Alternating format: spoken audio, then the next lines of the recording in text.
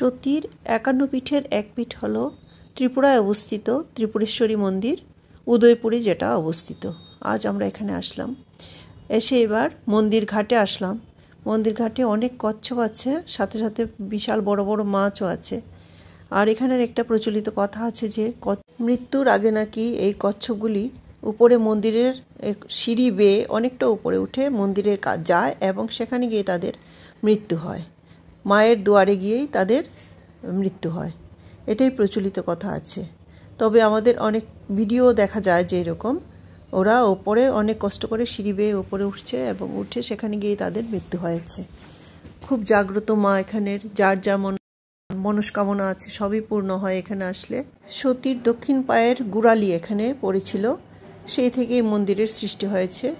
মহারাজ ধন্যমাণিক্যে প্রথম এই মন্দির সৃষ্টি করেন। এখানে বলি প্রথা প্রচলিত আছে।